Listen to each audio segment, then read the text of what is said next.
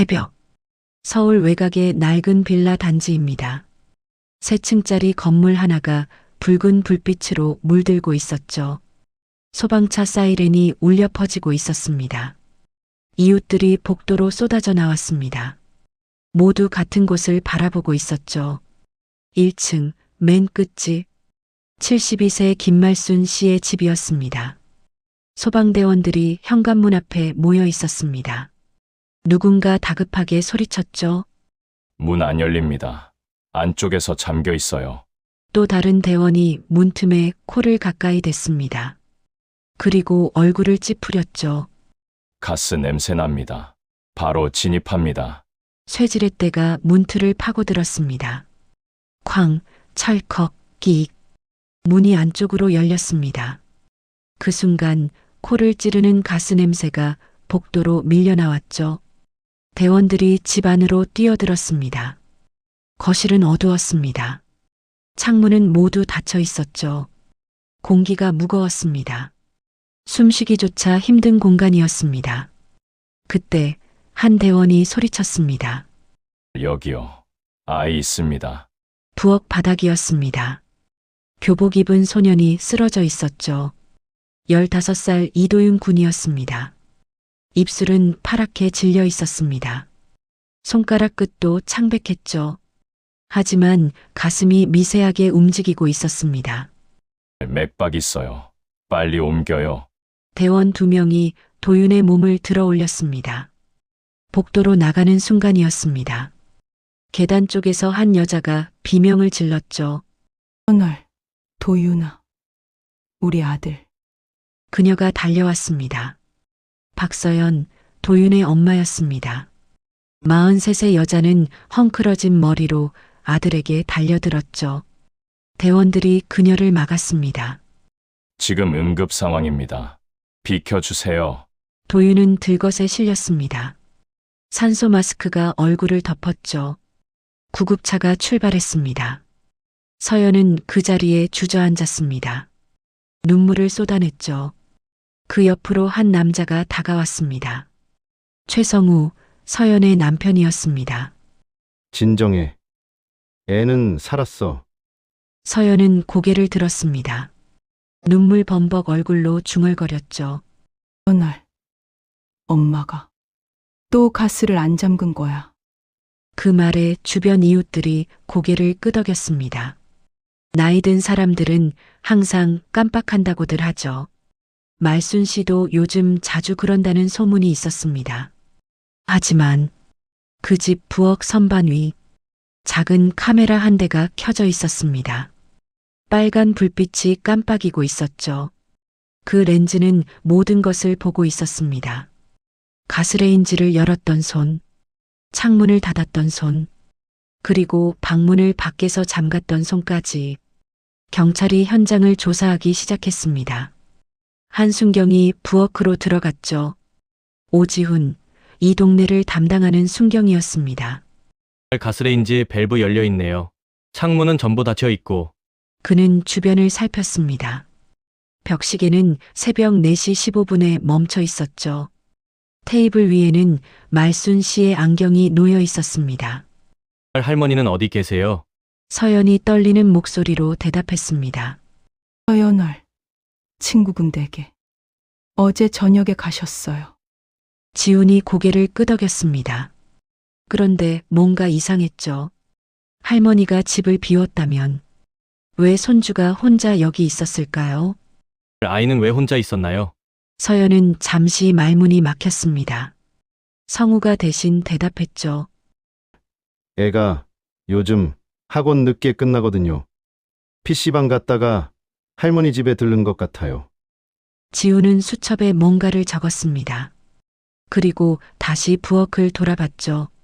선반 위에 작은 카메라가 보였습니다. 빨간 불빛이 여전히 깜빡이고 있었습니다. 이건 뭐죠? 서연이 황급히 대답했습니다. 오늘 그거 도윤이가 유튜브 하겠다고 설치한 거예요. 브이로그 찍는다고. 지훈은 카메라를 가만히 바라봤습니다. 렌즈가 부엌 전체를 비추고 있었죠. 가스레인지도, 창문도, 심지어 현관문까지 뭔가 걸렸습니다. 이상한 느낌이 들었죠. 하지만 지우는 일단 고개를 끄덕였습니다. 일단 병원부터 가보시죠. 아이 상태 확인해야죠. 서연 부부가 황급히 자리를 떴습니다. 지우는 혼자 남아 집안을 천천히 살폈습니다. 가스 냄새가 여전히 진했습니다. 창문을 열자 새벽 바람이 들어왔죠. 공기가 조금씩 맑아졌습니다. 지우는 다시 한번 부엌을 둘러봤습니다. 가스레인지 옆에 작은 메모지가 붙어 있었죠. 가스 잠그고 자기. 말순 씨의 글씨였습니다. 삐뚤빼뚤하지만 또박또박 적혀 있었죠.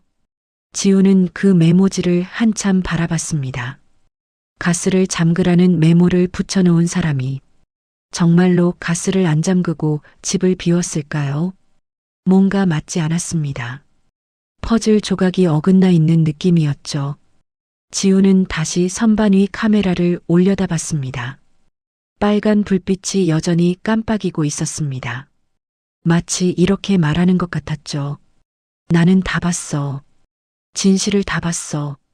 사흘 전으로 돌아가 보겠습니다. 서울 외곽 낡은 빌라 단지. 세 층짜리 건물 하나가 아침 햇살을 받고 있었죠. 이 빌라의 주인은 김말순 씨였습니다. 72세. 혼자 1층에서 살고 있었습니다. 새벽 4시. 말순 씨는 눈을 떴습니다. 오랜 습관이었죠. 평생 새벽에 일어나 살았습니다. 슬리퍼를 신고 부엌으로 갔습니다. 가장 먼저 하는 일, 가스밸브 확인이었죠. 말순 씨는 가스레인지 옆 밸브를 만졌습니다. 딸깍, 단단히 잠겨 있었습니다. 잠갔네. 다행이야. 혼잣말이었습니다. 요즘 자주 이런 말을 했죠. 확인하고 또 확인했습니다. 나이가 들면서 불안해졌습니다. 깜빡할까봐, 실수할까봐. 그래서 매일 밤 잠들기 전 밸브를 잠갔습니다. 그리고 매일 아침 다시 확인했죠. 말순 씨는 창문을 열었습니다.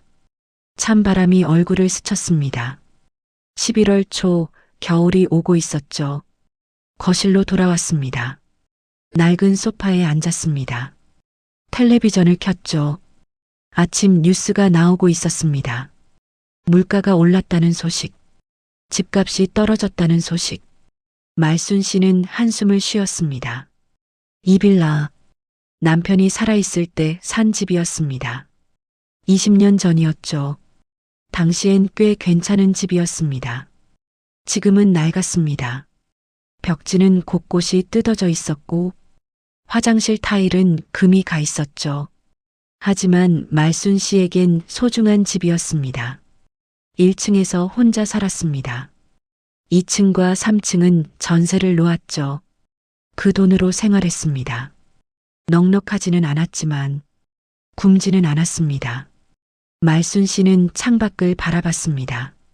골목 어귀에 경비 아저씨가 보였죠. 손을 흔들었습니다. 경비 아저씨도 손을 흔들어줬습니다. 작은 일상이었습니다. 평범한 아침이었죠. 7시쯤 현관문이 열렸습니다. 누군가 들어왔죠. 할머니, 저예요. 15살 손주 이도윤이었습니다. 교복을 입고 있었습니다. 손에는 작은 가방을 들고 있었죠. 우리 도윤이 학교 가는 길이야? 네, 할머니 아침 드셨어요? 먹었지. 너는? 편의점에서 먹을게요. 말순 씨는 냉장고를 열었습니다. 김밥 한 줄을 꺼냈죠. 이거라도 싸가거라. 편의점. 음식만 먹지 말고. 도윤이 김밥을 받았습니다. 그리고 가방에서 뭔가를 꺼냈습니다. 작은 카메라였죠. 할머니, 오늘도 찍어도 돼요? 그게 뭐더라? 브이로그? 네, 유튜브에 올릴 거예요. 말순 씨는 웃었습니다. 뭔지 정확히는 몰랐지만 손주가 하고 싶어 하니까 그냥 웃어줬습니다. 도윤은 카메라를 부엌 선반 위에 올려놓았습니다. 각도를 조정했죠. 렌즈가 거실과 부엌을 비췄습니다. 여기 놓으면 빛이 좋아요. 그래. 알아서 해라. 도윤은 카메라를 켰습니다. 빨간 불빛이 들어왔죠. 그리고 할머니를 향해 손을 흔들었습니다. 할머니, 카메라 보고 인사해 주세요. 말순 씨는 어색하게 손을 흔들었습니다. 카메라를 보며 웃었죠. 뭐라고 하면 돼? 그냥 편하게 하세요. 안녕하세요? 저는 김말순이라고 합니다. 도윤이 웃었습니다. 할머니의 어색한 모습이 귀여웠죠. 할머니 최고예요. 나중에 편집할게요. 말순 씨는 고개를 끄덕였습니다. 요즘 아이들은 다 이런 걸 한다고 했습니다. 카메라로 뭔가를 찍고 인터넷에 올린다고. 말순 씨는 이해하지 못했지만 도윤이 행복해 보여서 그걸로 충분했습니다. 도윤이 시계를 봤습니다. 할머니, 저 가봐야 해요. 늦겠어요. 그래. 조심히 가거라. 도윤이 현관을 나섰습니다. 말순 씨는 문 앞까지 따라 나갔죠.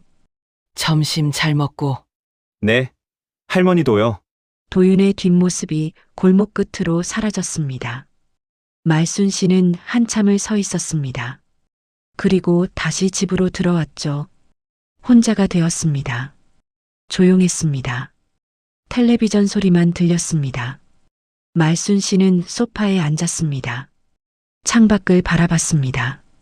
하늘이 맑았습니다. 문득 생각했죠. 도윤이는 자주 왔습니다. 학교 가기 전에도 들렀고 학원 끝나고도 들렀습니다. 왜 그럴까요? 집이 불편한 걸까요? 아니면 할머니가 걱정되는 걸까요? 말순 씨는 알고 있었습니다.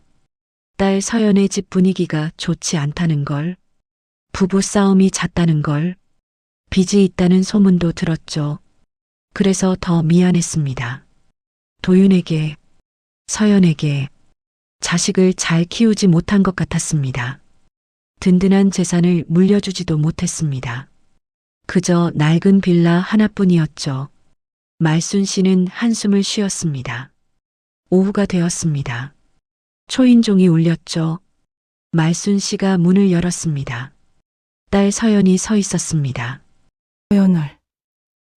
엄마, 계셨어요? 왜 왔어? 들어와. 서연이 집으로 들어왔습니다. 손에는 과일 봉지가 들려 있었죠. 서연을. 사과 샀어요. 드세요. 그런 거 사올 돈 있어? 너희도 어려운데. 서연은 대답하지 않았습니다. 부엌으로 가서 사과를 씻었죠. 칼로 깎기 시작했습니다. 말순 씨는 딸의 뒷모습을 바라봤습니다.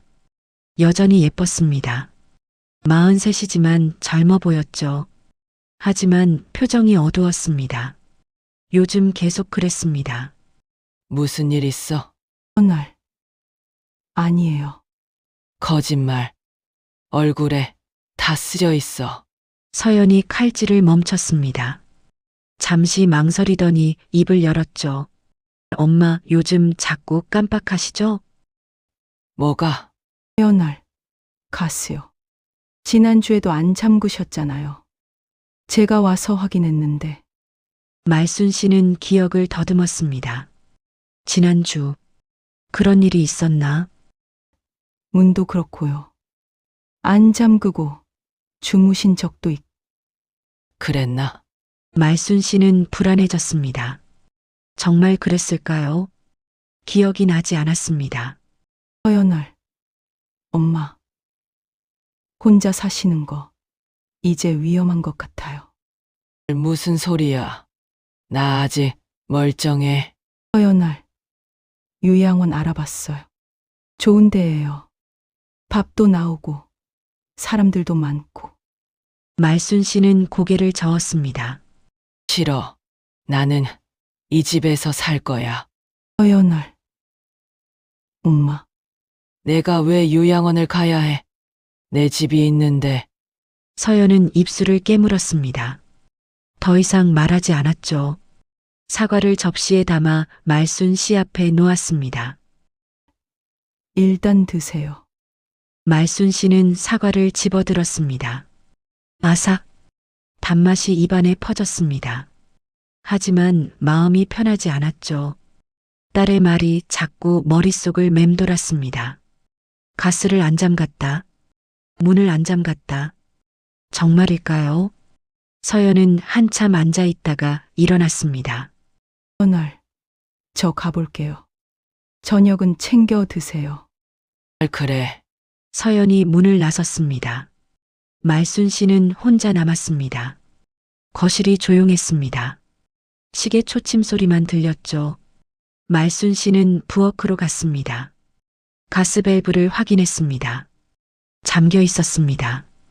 손으로 만져봤습니다. 단단했습니다. 확실히 잠겨 있었죠.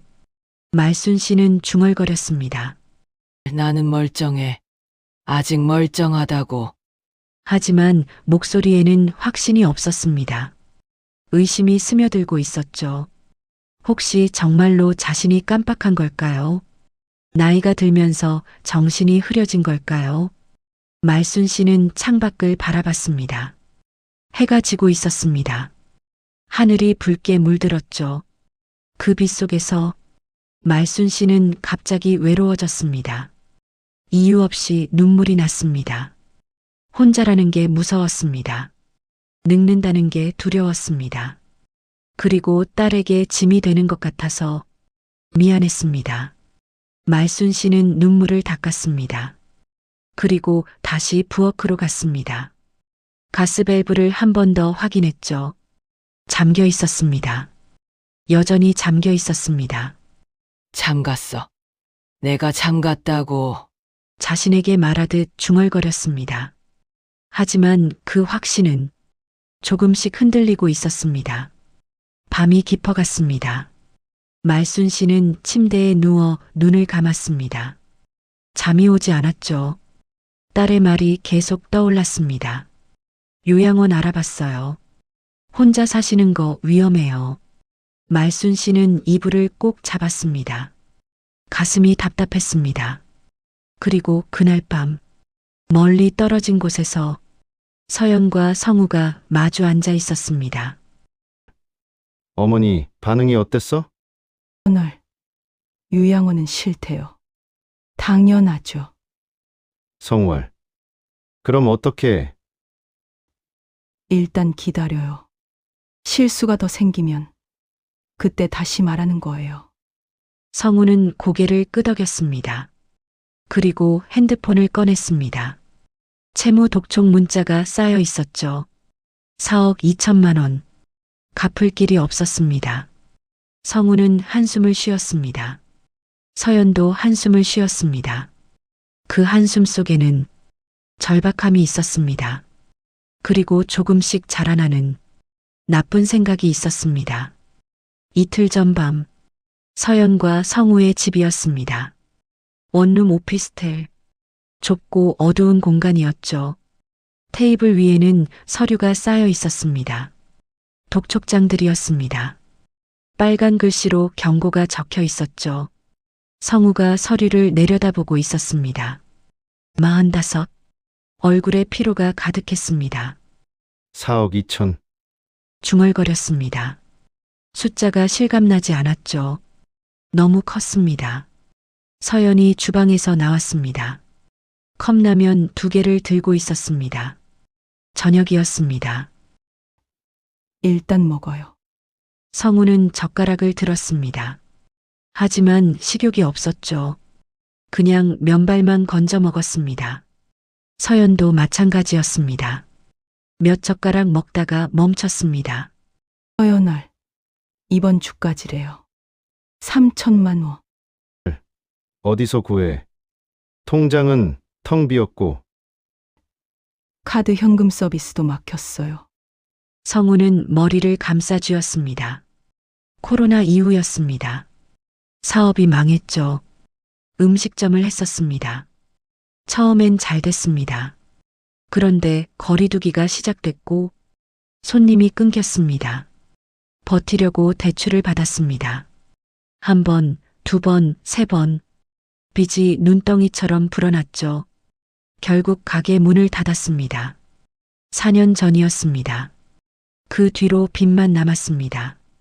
성우는 공사판을 돌았습니다. 막노동도 했습니다.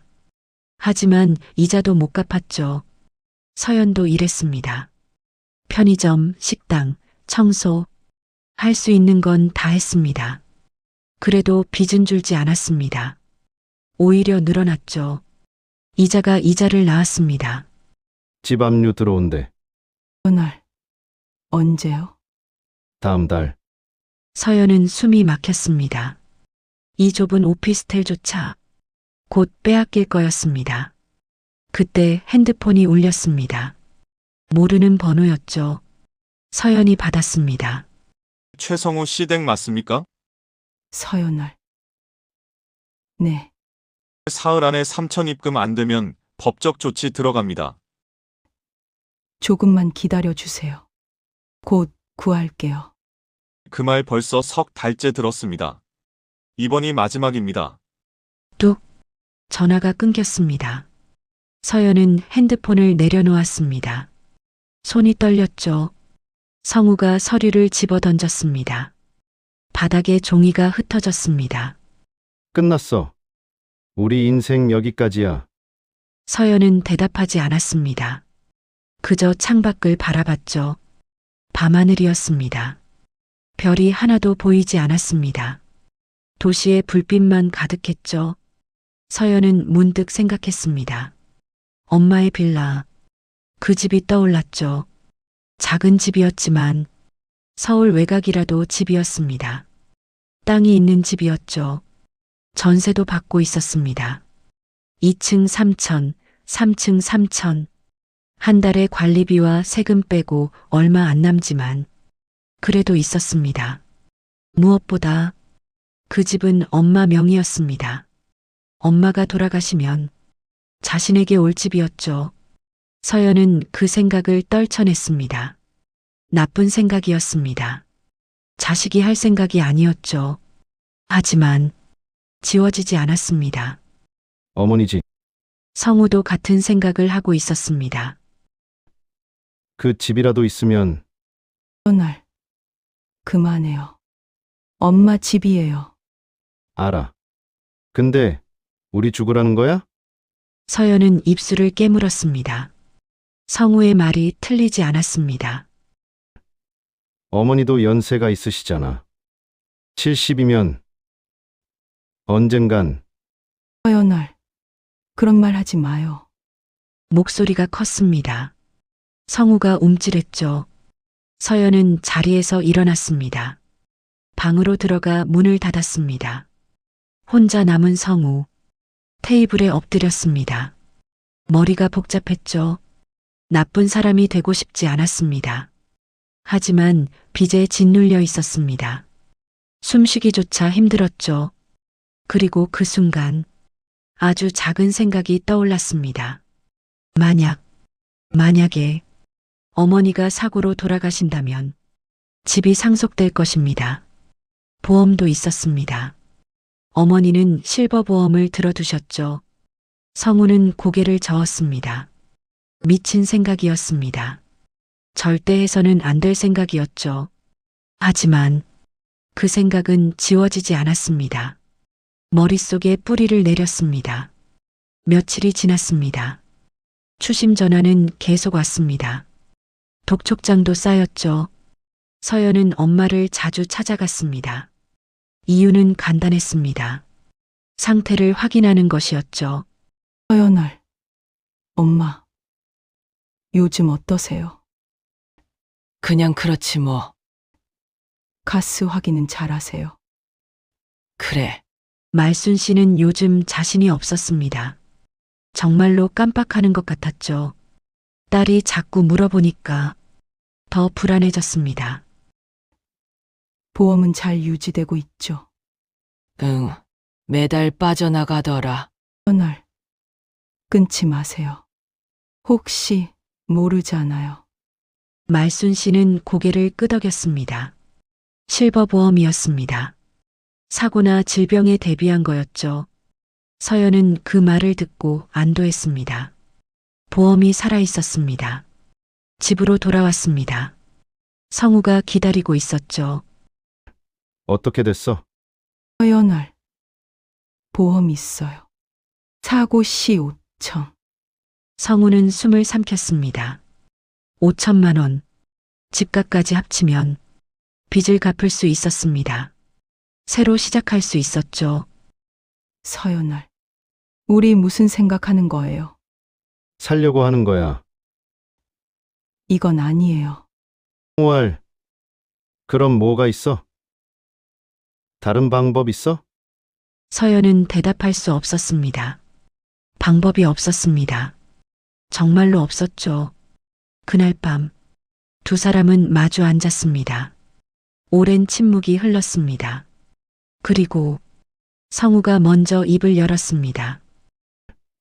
사고처럼 보이게 할 수 있어. 서연월. 뭐가요? 가스. 혼자 사는 노인들만이 그래. 서연은 몸이 굳었습니다. 창문 닫고 가스 틀어놓고 그냥 자다가 미쳤어요? 그게 말이 돼요? 어차피 어머니도 치매 오고 있잖아. 언젠가 실수할 거야. 서연월. 그래도 우리가 먼저 하는 거랑 뭐가 달라? 서연은 할 말이 없었습니다. 끔찍했습니다.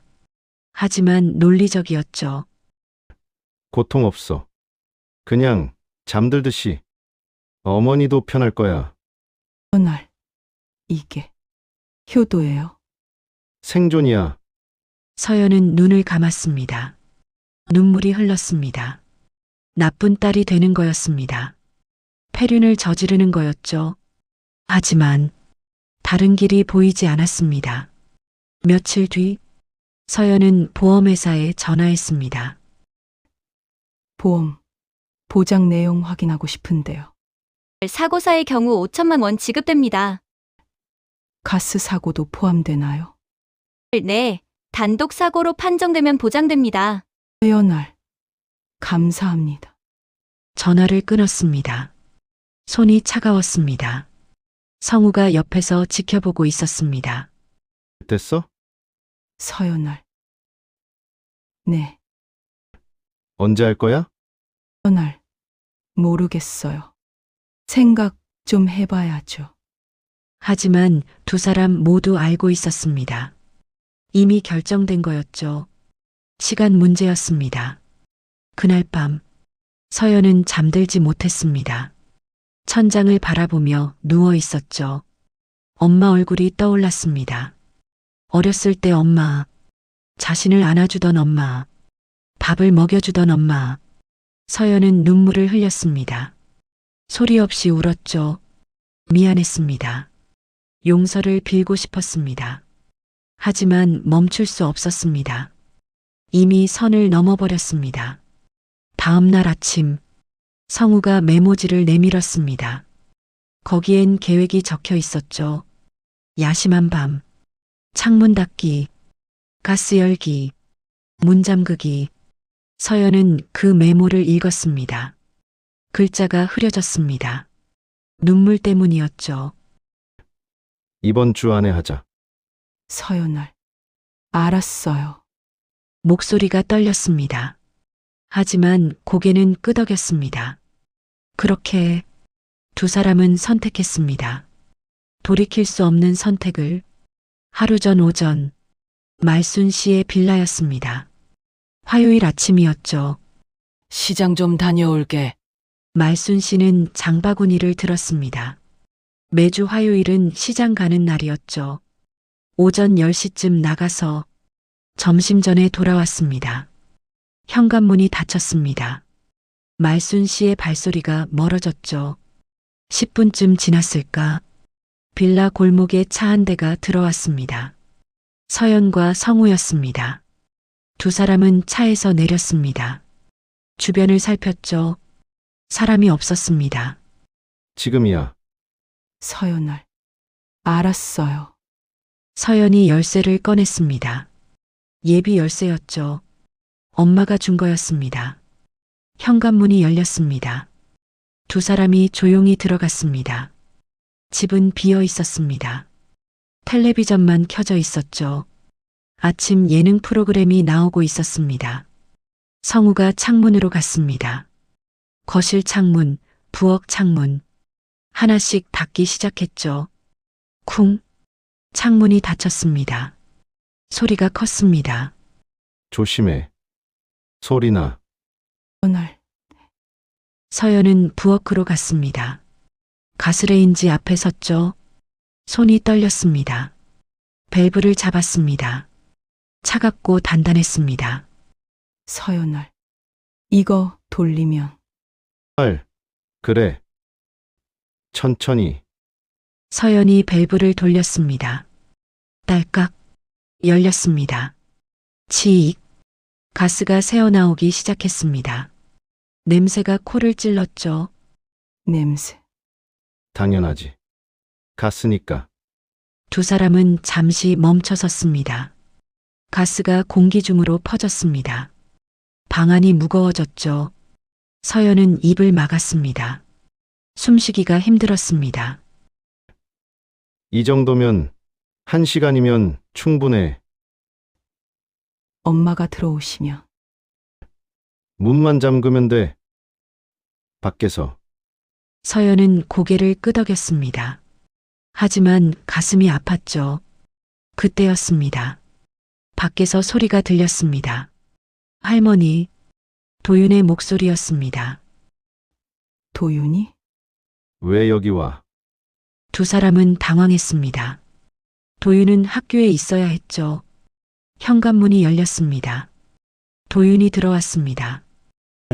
엄마? 여기 왜 와요? 너야말로. 학교는 체육 시간이라 일찍 끝났어요. 도윤이 부엌으로 왔습니다. 그리고 냄새를 맡았죠. 가스 냄새 나요. 홍월. 도윤이 가스레인지를 봤습니다. 밸브가 열려 있었죠. 아빠, 이거 왜 열어놨어요? 홍월. 그게 서연이 황급히 밸브를 잠갔습니다. 딸깍 할머니가 또 안 잠그셨나 봐. 확인하러 왔어. 할머니 시장 가셨는데요. 서연을. 그래서 우리가 확인하는 거야. 도윤은 고개를 갸웃했습니다. 뭔가 이상했죠. 하지만 정확히 뭔지 몰랐습니다. 창문 좀 열어. 환기해야지. 도윤이 창문을 열었습니다. 바람이 들어왔습니다. 가스 냄새가 빠져나갔죠. 이러니까 위험하다니까. 혼자 사시면 안 돼. 할머니 멀쩡하신데요. 겉으로는 그래 보여도. 나이 드신 분들은 다 도윤은 입을 다물었습니다. 뭔가 불편했죠. 엄마의 말투가, 아빠의 표정이 이상했습니다. 서연을. 너 학교 가. 우린 정리하고 갈게. 저도 도와드릴게요. 서연을. 됐어. 빨리 가. 도윤은 마지못해 고개를 끄덕였습니다. 가방을 메고 나갔죠. 하지만 문을 나서다 멈췄습니다. 뭔가 걸렸습니다. 창문은 왜 다 닫혀 있었을까요? 할머니는 항상 환기를 시키는데, 그리고 가스? 할머니는 매일 확인하시는데, 정말 안 잠그셨을까요? 도윤은 고개를 저었습니다. 아니야. 부모님이 확인하러 오신 거야. 걱정되어서 그렇게 자신을 설득했습니다. 집안에서 서연과 성우는 마주봤습니다. 들킬 뻔했잖아. 예상 못했어요. 애가 올 줄. 다음엔 더 조심해야 돼. 서연을. 다음이요. 오늘은 연습이야. 진짜는 내일. 서연은 숨을 크게 들이켰습니다. 내일이면 정말로. 시간 확인했어. 어머니 시장 다녀오시는데 2시간. 그 사이에 하면 돼. 서연을. 애는요. 학교 보내. 오늘 알았어요. 두 사람은 집을 정리했습니다. 창문을 원래대로 열어뒀습니다. 가스는 완전히 환기됐죠. 그리고 나왔습니다. 차에 탔습니다. 출발하려는데 성우가 백미러를 봤습니다. 골목 끝에 도윤이 서 있었습니다. 이쪽을 보고 있었죠. 저애. 뭐, 아니. 가자. 차가 출발했습니다. 도윤의 모습이 멀어졌죠. 도윤은 그 자리에 서 있었습니다. 부모님 차를 바라봤습니다. 뭔가 이상했습니다. 확실히 이상했죠. 도윤은 다시 빌라로 들어갔습니다. 1층 할머니 집 앞 문을 두드렸습니다. 대답이 없었습니다. 시장 가셨으니까 당연했죠. 도윤은 집으로 돌아가지 않았습니다. 근처 편의점으로 갔습니다. 창가 자리에 앉았죠. 빌라가 보이는 자리였습니다. 할머니가 돌아오실 때까지 기다렸습니다. 1시간쯤 지났을까? 말순 씨가 나타났습니다. 장바구니를 들고 계셨죠. 도윤이 뛰어갔습니다. 할머니, 도윤아, 학교는 일찍 끝났어요. 짐 들어드릴게요. 고마워라. 두 사람은 함께 집으로 들어갔습니다. 도윤이 장바구니를 부엌에 놓았죠. 그리고 슬쩍 가스레인지를 봤습니다. 밸브가 잠겨 있었습니다. 할머니, 오늘 아침에 가스 잠그셨죠? 당연하지. 매일 잠그는데. 확실히요? 그럼 나 그것만큼은 절대 안 잊어. 도윤은 고개를 끄덕였습니다. 그렇다면 아까 그건 뭐였을까요? 부모님은 왜 창문을 다 닫아뒀을까요? 가스는 왜 열려 있었을까요? 도윤은 불안해졌습니다. 하지만 말하지 않았죠. 할머니를 걱정시키고 싶지 않았습니다. 배고프지? 밥 해줄게. 네, 말순 씨가 부엌으로 갔습니다. 냉장고를 열었죠. 재료를 꺼내기 시작했습니다. 도윤은 거실에 앉았습니다. 선반 위 카메라가 보였습니다. 꺼져 있었죠. 도윤은 카메라를 켰습니다. 빨간 불빛이 들어왔습니다. 그리고 결심했습니다.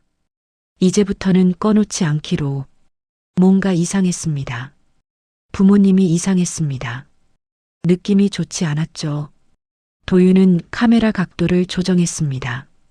부엌과 거실이 다 보이도록, 현관문까지 보이도록. 뭐하니? 브이로그 찍어요. 그래. 열심히 해라. 말순 씨는 웃으며 요리를 계속했습니다. 도윤은 카메라를 내려다봤습니다. 빨간 불빛이 깜빡이고 있었습니다. 이제 이 카메라가 모든 걸 기록할 것입니다. 진실을, 거짓을. 그날 저녁, 서연과 성우의 집이었습니다. 내일이야. 오늘. 네, 어머니 시장 가시는 시간. 오전 10시. 오늘. 애는 학교 보내고. 그래.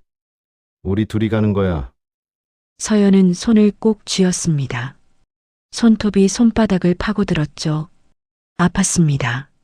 하지만 마음의 아픔보다는 덜했습니다. 마지막이야. 이번만 넘기면 오늘. 새로 시작할 수 있을까요? 그럼 빚 갚고 다시 시작하는 거야. 서연은 고개를 끄덕였습니다. 하지만 눈물이 났습니다. 자신이 괴물이 되는 것 같았습니다. 사람이 아닌 것 같았죠. 하지만 멈출 수 없었습니다. 이미 너무 멀리 왔습니다. 밤이 깊어갔습니다. 내일이면 모든 게 끝날 것입니다. 아니, 모든 게 시작될 것입니다. 사건 당일 밤, 2025년 11월 8일이었습니다. 금요일 저녁이었죠. 말순 씨의 집은 조용했습니다. 저녁 9시, 텔레비전에서 드라마가 나오고 있었습니다. 말순 씨는 소파에 앉아 있었습니다. 하지만 집중하지 못했죠. 마음이 편하지 않았습니다. 오늘도 서연이 왔었습니다. 오후에 들렀죠. 엄마, 내일 시장 가세요? 응, 화요일이랑 금요일에 가지. 조심하세요. 길 조심하시고. 평범한 대화였습니다. 하지만 서연의 눈빛이 이상했습니다. 뭔가 불안해 보였죠. 말순 씨는 고개를 저었습니다. 괜한 걱정이겠지. 딸도 요즘 힘드니까. 시계를 봤습니다. 밤 10시였습니다. 잘 시간이었죠. 말순 씨는 일어났습니다. 부엌으로 갔습니다. 매일 하는 일이었습니다. 가스밸브를 확인했습니다. 손으로 만졌습니다. 단단히 잠겨 있었죠. 잠갔어. 확실히 잠갔다. 중얼거렸습니다. 자신에게 확인시키듯 창문도 확인했습니다. 살짝 열어뒀습니다. 환기를 위해서였죠. 현관문도 잠갔습니다. 체인까지 걸었습니다. 모든 게 완벽했습니다. 안전했습니다. 말순 씨는 방으로 들어갔습니다. 침대에 누웠죠. 눈을 감았습니다. 천천히 잠이 왔습니다. 그리고 자정이 넘었습니다. 빌라 골목에 차 한 대가 들어왔습니다. 불을 끈 채였습니다. 조용히 움직였죠. 서연과 성우였습니다. 두 사람은 차에서 내렸습니다. 주변을 살폈습니다. 한밤중이었습니다. 사람이 없었죠. 지금이야. 서연을. 네. 목소리가 떨렸습니다. 손도 떨렸죠. 서연이 열쇠를 꺼냈습니다. 현관문 앞에 섰습니다. 열쇠를 넣었습니다. 돌렸습니다. 하지만 문이 열리지 않았죠. 체인이 걸려 있었습니다. 체인이요. 왈, 끊어. 성우가 공구를 꺼냈습니다. 작은 절단기였죠. 체인을 잘랐습니다. 철컥. 체인이 끊어졌습니다. 문이 열렸습니다. 두 사람이 들어갔습니다. 집은 어두웠습니다. 말순 씨의 방에서 코 고는 소리가 들렸죠. 깊이 잠들어 계셨습니다. 성우가 부엌으로 갔습니다. 창문들을 하나씩 닫기 시작했습니다. 거실 창문, 부엌 창문, 작은 환기창까지 모두 닫았습니다. 꽉 닫았죠. 서연은 가스레인지 앞에 섰습니다. 밸브를 바라봤습니다. 손이 떨렸습니다. 심장이 뛰었죠. 해. 지금요? 지금 아니면 언제 해? 서연은 눈을 감았습니다. 깊게 숨을 들이쉬었습니다. 그리고 밸브를 잡았습니다. 차가웠습니다. 금속의 차가움이 손바닥을 얼렸죠. 돌렸습니다. 딸깍, 치익. 가스가 새어나오기 시작했습니다. 냄새가 코를 찔렀습니다. 서연은 입을 막았습니다. 밸브 더 열어. 최대로. 서연이 밸브를 끝까지 돌렸습니다. 가스가 세차게 나왔습니다. 공기가 무거워졌습니다. 숨쉬기 힘들었죠. 나가자. 서연을. 문은요? 밖에서 잠글 거야. 두 사람은 현관으로 갔습니다. 밖으로 나왔죠. 성우가 특수 잠금 장치를 꺼냈습니다. 문 밖에서도 잠글 수 있는 도구였습니다. 철컥. 문이 잠겼습니다. 안에서만 열 수 있게. 서연을. 끝이야. 서연은 문을 바라봤습니다. 그 안에 엄마가 있었습니다. 잠들어 있었죠. 가스가 퍼지고 있었습니다. 조금씩, 천천히. 서연을. 엄마.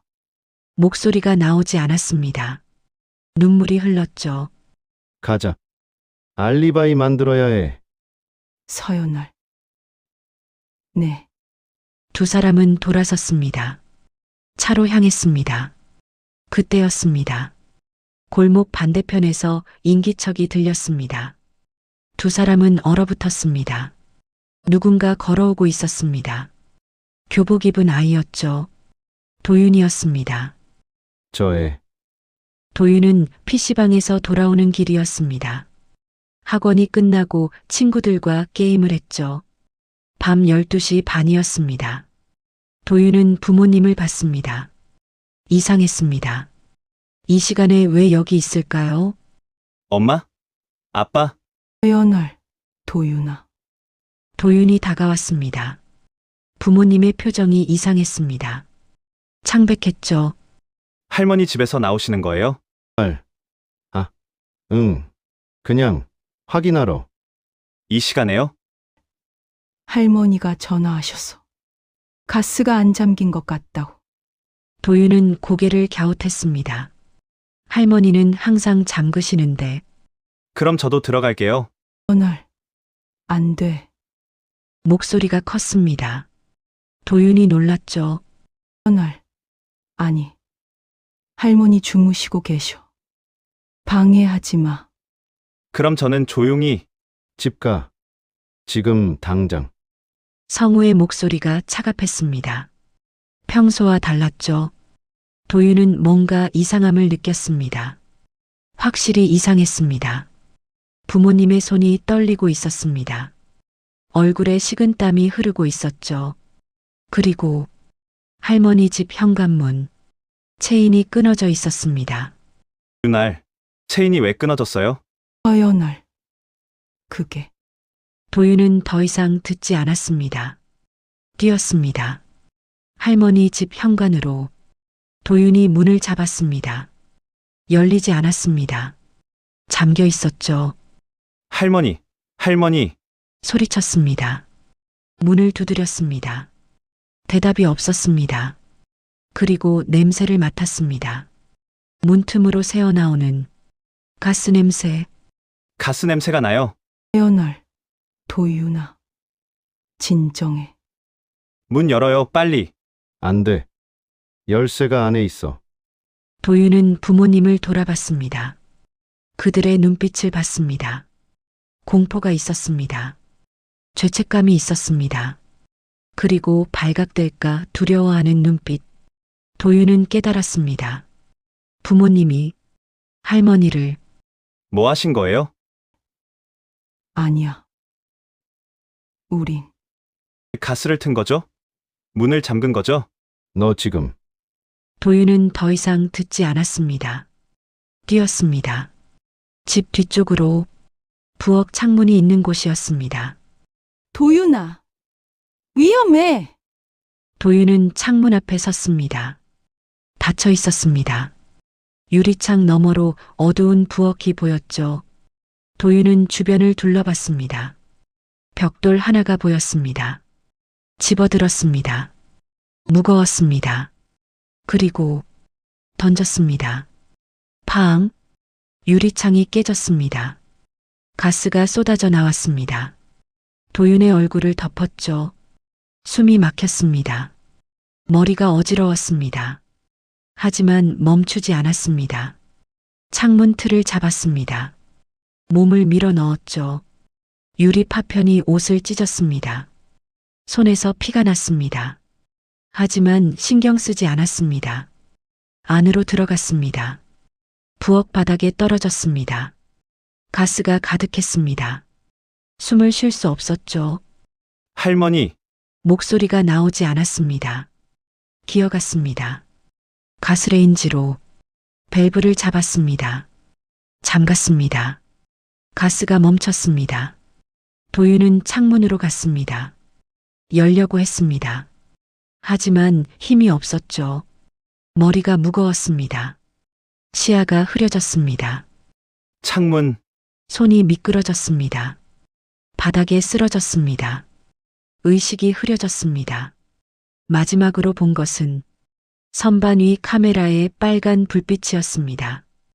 깜빡이고 있었습니다. 그리고 어둠이 왔습니다. 밖에서 서연이 비명을 질렀습니다. 도윤아. 창문으로 달려갔습니다. 깨진 창문 너머로 아들이 보였습니다. 바닥에 쓰러져 있었죠. 우리 아들. 왈 119 불러. 서연이 핸드폰을 꺼냈습니다. 손이 떨려 버튼을 누르기 힘들었죠. 119입니다. 우리 아들이 가스? 주소 말씀해 주세요. 서연이 주소를 말했습니다. 울면서 말했습니다. 구급차가 오고 있었습니다. 사이렌 소리가 들렸죠. 우리 어떡해요? 두 사람은 주저앉았습니다. 모든 게 틀어졌습니다. 계획이 무너졌습니다. 아들이 알아버렸습니다. 아들이 들어갔습니다. 그리고 아들이 죽어가고 있었습니다. 서연은 울었습니다. 소리내어 울었죠. 자신이 무엇을 한 건지 이제야 깨달았습니다. 괴물이 되었습니다.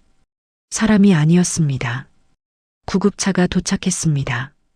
소방차도 왔습니다. 사람들이 몰려들었습니다. 이웃들이 나왔죠. 현관문이 부서졌습니다. 소방관들이 들어갔습니다. 도윤이 들것에 실렸습니다. 산소 마스크를 썼습니다.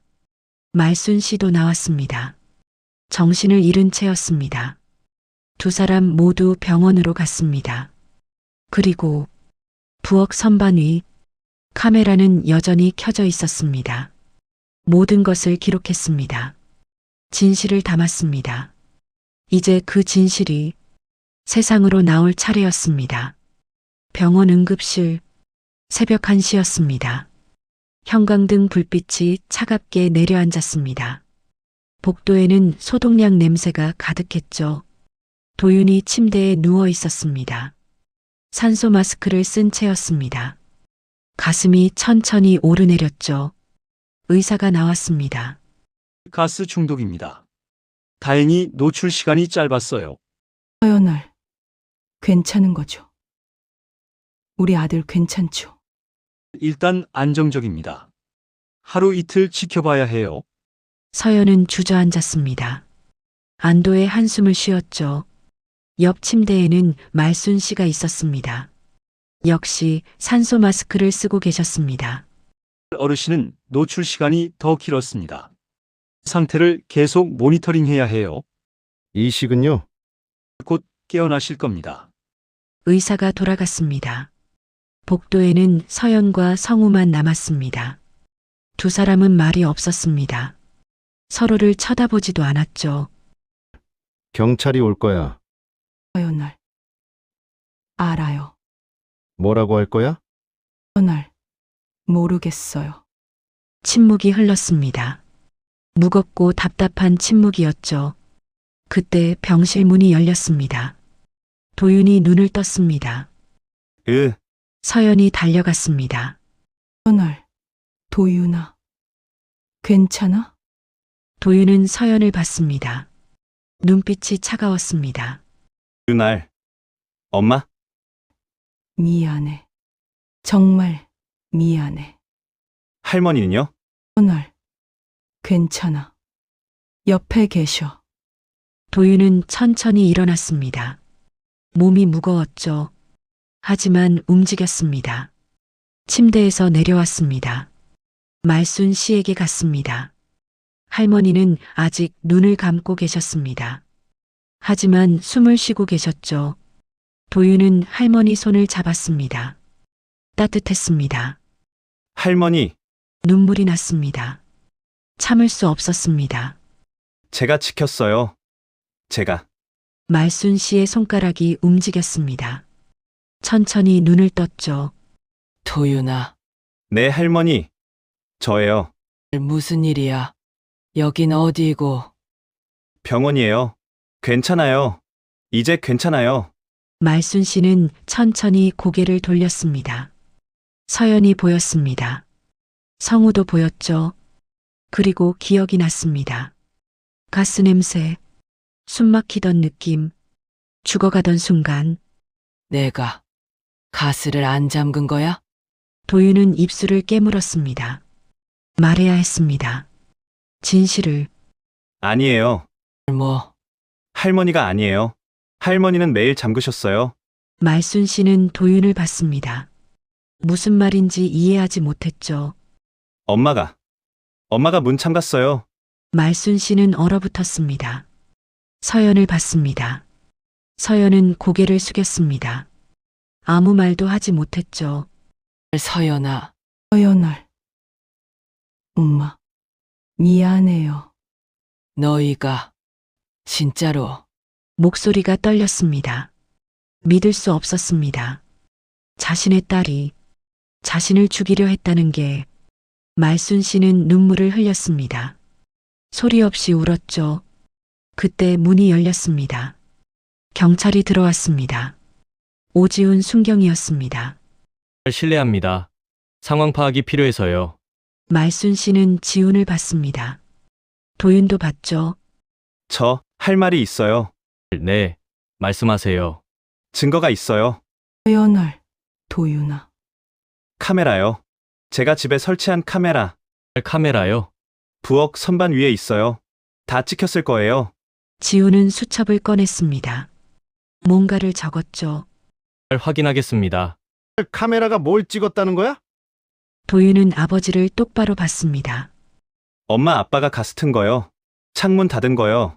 문 잠근 거요. 이 자식이. 그만해. 말순 씨가 소리쳤습니다. 기침이 났습니다. 그만하라고 했어. 모두가 침묵했습니다. 말순 씨는 서연을 봤습니다. 오랫동안 봤죠. 왜? 서연을. 엄마, 왜 그랬어? 내가 뭘 잘못했어? 서연을. 빚이 4억이 넘었어요. 그게 날 죽일 이유야? 서연은 대답하지 못했습니다. 변명의 여지가 없었죠. 너를 낳고 키우고 대학 보냈어. 결혼도 시켰지. 서연을. 힘들 때 돈도 빌려줬어. 집도 담보로 잡혔었지. 서연을. 알아요. 그런데 이게 효도야? 서연은 무릎을 꿇었습니다. 바닥에 엎드렸죠. 서연을. 미안해요. 엄마, 정말 미안해요. 미안하다고 다야? 말순 씨는 돌아 누웠습니다. 더 이상 보고 싶지 않았습니다. 일단 조사가 필요합니다. 동행해 주시죠. 지금이요? 네. 현장 확인도 해야 하고요. 서연과 성우는 일어났습니다. 도윤을 봤습니다. 아들은 차갑게 돌아섰죠. 두 사람은 경찰을 따라 나갔습니다. 복도가 길게 느껴졌습니다. 병실에는 말순 씨와 도윤만 남았습니다. 할머니. 고맙다. 네. 널 구해줘서. 할머니를 구한 거예요. 말순 씨는 웃었습니다. 쓸쓸한 웃음이었죠. 우린 서로를 구한 거구나. 도윤은 할머니 손을 꼭 잡았습니다. 다음 날 아침, 경찰서 조사실이었습니다. 테이블 위에 노트북이 놓여 있었습니다. 화면에는 영상이 재생되고 있었죠. 말순 씨의 부엌이었습니다. 새벽이었습니다. 서연과 성우가 들어오는 모습, 창문을 닫는 모습, 가스밸브를 여는 모습, 문을 잠그는 모습, 모두 찍혀 있었습니다. 선명하게. 이게 당신들입니까? 서연을. 네, 본인 의지로 한 겁니까? 서연을. 동기는요? 서연을. 빚 때문에. 보험금을 노린 거군요. 서연은 고개를 숙였습니다. 살인 미수입니다. 아시죠? 서연을. 형사는 파일을 덮었습니다. 검찰로 송치하겠습니다. 며칠 뒤 검찰청이었습니다. 검사가 서류를 검토하고 있었습니다. 치밀한 계획이었네요. 보험 가입 내역, 채무 기록, CCTV 영상, 증거가 충분합니다. 기소하겠습니다. 한 달 뒤 법정이었습니다. 방청석에 말순 씨가 앉아 있었습니다. 도윤도 옆에 있었죠. 피고인 박서연, 최성우. 두 사람이 일어났습니다. 피고인들은 피해자를 가스 중독으로 사망에 이르게 하려 했습니다. 보험금과 재산을 노린 계획적 범행입니다. 다행히 손자의 희생으로 미수에 그쳤으나 그 악의는 용납할 수 없습니다. 서연이 말순 씨를 봤습니다. 눈물이 흘렀죠. 서연을. 엄마. 말순 씨는 고개를 돌렸습니다. 보고 싶지 않았습니다. 피고인 박서연에게 징역 9년, 피고인 최성우에게 징역 9년을 선고합니다. 쾅! 망치가 내려쳤습니다. 서연은 주저앉았습니다. 성우는 고개를 떨궜죠. 법정을 나왔습니다. 말순 씨와 도윤이 복도에 섰습니다. 햇살이 창문으로 들어왔습니다. 따뜻했습니다. 할머니, 괜찮으세요? 모르겠다. 미워요? 말순 씨는 한참을 생각했습니다. 미워. 당연히 미워. 그날, 근데 동시에 불쌍해. 불쌍해요? 빚에 쫓기고 절박하고 그렇게 괴물이 된 거야. 인간이 괴물이 되는 순간을 봤어. 도윤은 고개를 끄덕였습니다. 하지만 용서는 안 해. 절대. 네, 다만 인간으로는 대해줄 거야. 형기 다 채우면. 두 사람은 법원을 나왔습니다. 하늘이 파랗게 개어 있었습니다. 새로운 시작이었습니다. 고통스럽지만 살아남은 사람들의 시작이었죠. 재판이 끝난 지 일주일 뒤였습니다. 말순 씨와 도윤은 집으로 돌아왔습니다. 빌라는 그대로였습니다. 깨진 창문만 임시로 막아뒀죠. 가스 냄새는 이미 사라졌습니다. 말순 씨는 현관문을 열었습니다. 천천히 들어갔습니다. 거실이 보였습니다. 소파, 텔레비전, 테이블, 모든 게 그 자리에 있었습니다. 하지만 느낌이 달랐죠. 이제 이곳은 죽을 뻔한 장소였습니다. 배신당한 장소였습니다. 여기서 계속 살 수 있을까? 할머니, 응? 이제 이 집은 우리 집이에요. 우리가 지킨 집이고요. 말순 씨는 도윤을 봤습니다. 15살 아이. 하지만 어른보다 단단했습니다. 고맙구나. 청소할게요. 도윤이 걸레를 들었습니다. 부엌으로 갔죠. 깨진 창문 주변에 유리 파편이 남아 있었습니다. 조심스럽게 치웠습니다. 선반 위 카메라가 보였습니다. 여전히 그 자리에 있었죠. 도윤은 카메라를 내려왔습니다. 손에 들고 봤습니다. 작은 카메라였습니다. 중고로 산 거였죠. 10,000원도 안 됐습니다. 하지만 이 카메라가 할머니를 살렸습니다. 진실을 밝혔습니다. 도윤은 카메라를 켰습니다. 영상을 재생했습니다. 화면에 그날 밤이 나왔습니다. 어두운 부엌, 문이 열리는 소리, 서연과 성우가 들어왔습니다. 창문을 닫았습니다. 가스를 틀었습니다. 도윤은 영상을 멈췄습니다. 더 이상 보고 싶지 않았죠. 하지만 지울 수도 없었습니다. 이건 증거였습니다. 진실의 기록이었죠. 말순 씨가 부엌으로 왔습니다. 뭐 보니? 아무것도 아니에요. 말순 씨는 카메라를 봤습니다. 알았습니다. 무엇을 보고 있었는지.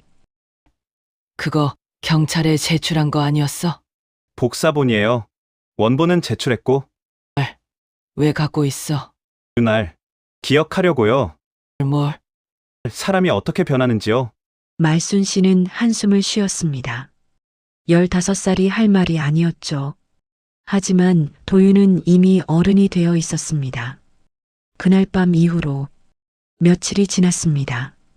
조사는 계속됐습니다. 검찰에서 연락이 왔습니다. 추가 조사가 필요하다고 했죠. 말순 씨와 도윤은 검찰청으로 갔습니다. 조사실에 앉았습니다. 검사가 파일을 펼쳤습니다. 보험 설계사와의 통화 기록입니다. 화면에 문자 내역이 나왔습니다. 고령자 단독주택 특약 가능합니다. 사고사 시 5천만 원 보장. 빠른 가입 추천드립니다. 피고인 박서연이 보험 상담을 여러 번 했습니다. 사고사 보장 범위를 집중적으로 물어봤고요. 말순 씨는 화면을 봤습니다. 딸의 문자였습니다. 계획적이었습니다. 치밀했습니다. 말순 씨는 가슴이 아팠습니다. 통화 녹취록도 있습니다. 녹음이 재생됐습니다. 가스 사고도 보장되나요? 내 단독 사고로 판정되느냐? 서연월. 단독 사고요? 본인 과실로 발생한 사고요.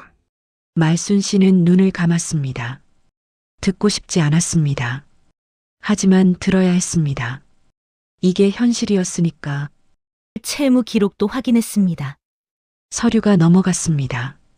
빨간 글씨로 가득했죠. 4억 2천만 원. 이자만 한 달에 500. 압류 예정. 절박했던 건 이해합니다. 하지만 그게 살인을 정당화할 순 없습니다. 말순 씨는 고개를 끄덕였습니다. 도윤이 입을 열었습니다. 검사님, 네, 엄마 아빠는 얼마나 받게 되나요? 징역 9년씩입니다. 적은 거 아닌가요? 미수였으니까요. 실제로 사망하지 않았고, 하지만 죽이려 했잖아요. 그래서 9년입니다. 가벼운 형량은 아니에요. 도윤은 입을 다물었습니다. 납득하기 힘들었죠. 9년. 그리고 나오면 끝인가요? 다시 가족이 되는 건가요? 말순 씨는 도윤의 손을 잡았습니다. 충분해. 할머니, 9년이면 충분해. 우리 다시 시작할 시간. 도윤은 고개를 끄덕였습니다. 조사가 끝났습니다. 두 사람은 집으로 돌아왔습니다. 저녁이었습니다. 말순 씨가 저녁을 차렸습니다. 김치찌개와 밥이었죠. 두 사람은 마주 앉았습니다. 밥을 먹었습니다. 조용했습니다. 하지만 평화로웠습니다. 할머니, 왜? 카메라 다시 켤까요? 브이로그 말이니? 네, 유튜브에 올리려고요. 그래. 해라. 도윤은 카메라를 가져왔습니다. 테이블에 올려놨죠. 켰습니다. 빨간 불빛이 들어왔습니다. 할머니, 인사해 주세요. 말순 씨는 카메라를 봤습니다. 웃었습니다. 안녕하세요. 저는 김말순입니다. 도윤도 웃었습니다. 저는 이도윤이고요. 우리는 함께 삽니다. 앞으로도 계속 함께 살 거예요. 두 사람은 밥을 계속 먹었습니다. 카메라는 그 모습을 찍고 있었죠. 평범한 저녁 풍경이었습니다. 하지만 특별했습니다. 살아남은 사람들의 저녁이었으니까. 며칠 뒤 교도소였습니다. 면회실에 서연이 앉아 있었습니다. 죄수복을 입고 있었죠. 유리 너머로 말순 씨가 보였습니다. 혼자 왔습니다. 전화기를 들었습니다. 서연도 들었죠. 서연월. 엄마. 와주셔서 감사해요. 마지막이야. 네. 오늘이 마지막 면회야. 서연의 얼굴이 일그러졌습니다. 서연월. 엄마. 한 번만. 도윤이 얼굴만. 너희 부모는 그날로 끝났어. 서연월. 엄마. 도윤이는 내가 키울 거야. 너희 없이. 서연월. 제발. 그래도 사람으로서 형기 다 살고 나면 각자 살아라. 너희끼리. 서연은 울었습니다. 소리내어 울었죠. 미안하다는 말 받아줄 수 없어. 용서한다는 말도 못해. 다만 증오하지는 않을게. 엄마. 잘 살아라. 9년 뒤에 말순 씨는 전화기를 내려놨습니다. 일어났습니다. 돌아섰습니다. 서연이 유리를 두드렸습니다. 엄마. 엄마. 하지만 말순 씨는 돌아보지 않았습니다. 그냥 걸어 나갔습니다. 면회실 문이 닫혔습니다. 서연은 유리에 이마를 댔습니다. 울었습니다. 모든 걸 잃었습니다. 엄마를, 아들을, 자유를, 그리고 자신을. 밖에서 말순 씨는 버스를 기다렸습니다. 하늘을 올려다봤죠. 구름이 흘러가고 있었습니다. 바람이 불었습니다. 눈물이 났습니다. 하지만 닿지 않았습니다. 슬펐습니다. 딸을 잃는다는 게 하지만 선택이었습니다. 살기 위한 선택이었죠. 버스가 왔습니다. 말순 씨는 탔습니다. 창밖을 봤습니다. 세상은 계속 돌아가고 있었습니다. 그리고 자신도 계속 살아갈 것입니다. 도윤과 함께 그날 밤 집에 돌아왔습니다. 도윤이 기다리고 있었습니다. 다녀오셨어요? 응, 엄마는요? 울더라. 그날. 이제 안 가. 네. 두 사람은 거실에 앉았습니다. 텔레비전을 켰죠. 뉴스가 나오고 있었습니다. 평범한 밤이었습니다. 평범한 일상이었죠. 하지만 이제는 달랐습니다. 이 일상이 얼마나 소중한지 알았습니다. 살아있다는 것, 함께 있다는 것, 안전하다는 것, 그 모든 게 기적이었습니다. 말순 씨는 도윤을 봤습니다. 우리 잘 살자. 네, 할머니. 서로 지키면서. 네. 두 사람은 손을 잡았습니다. 따뜻했습니다. 그리고 그 온기가 앞으로 살아갈 이유였습니다. 3년이 흘렀습니다. 2028년 가을이었죠. 빌라는 여전히 그 자리에 있었습니다. 하지만 많은 게 바뀌었습니다. 2층은 청소년 공부방이 되었습니다. 동네 아이들이 모여 공부했죠. 떠들썩했습니다.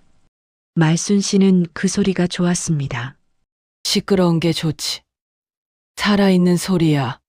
도윤은 이제 18이었습니다. 고등학교 3학년이었죠. 할머니, 오늘 애들 많이 왔어요. 밥은 먹였어? 네. 김밥 싸줬어요. 말순 씨는 웃었습니다.